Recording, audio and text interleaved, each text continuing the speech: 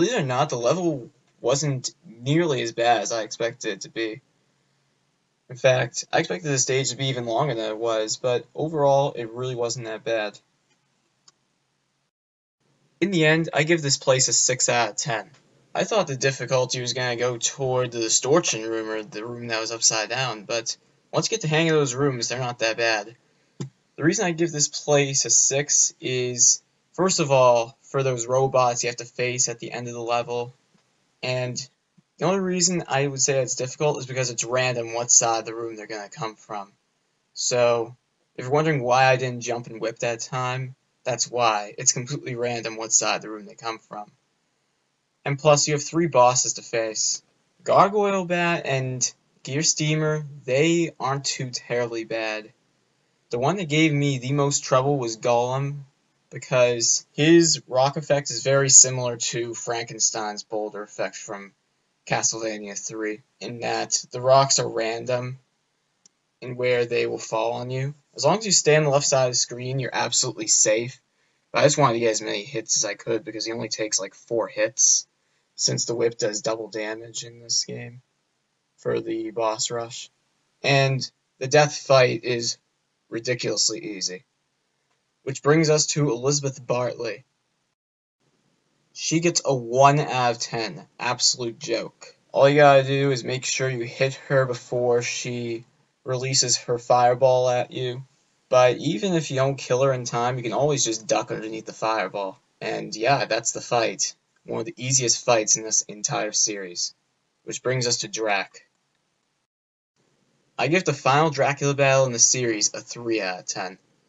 The main thing that gets me is his first form, because while his spawning points are fixed each and every time, like in Castlevania 3, some of his stuff is pretty tough to dodge, and it's pretty tough. Like, the timing in which you need to whip him is very, very tight. Form 2 isn't that hard, but Form 3, it's irritating having to whip just at the right time so that the scythes don't end up hitting you. Because sometimes I like to go for speed, and that's really what I was going for in that fight. The most troublesome form, personally for me, is form number 3, just because he throws quite a few things at you. First he throws the scythes, then he throws the fireball, the fire stream. Phase 3, he just jumps around and that's it. His bones will not hit you, they will always be thrown directly over you. But I give that fight a 3 just for having to deal with forms 1 and 3.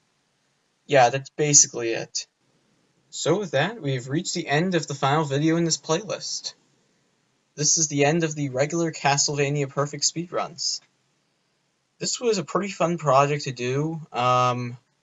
If there was any project that gave me the most trouble, it was easily Super Castlevania 4. Bloodlines was a little easier than I originally expected it to be, but that one still gave me some trouble, especially with stages 3 and 5, although a little bit of an update with stage 5.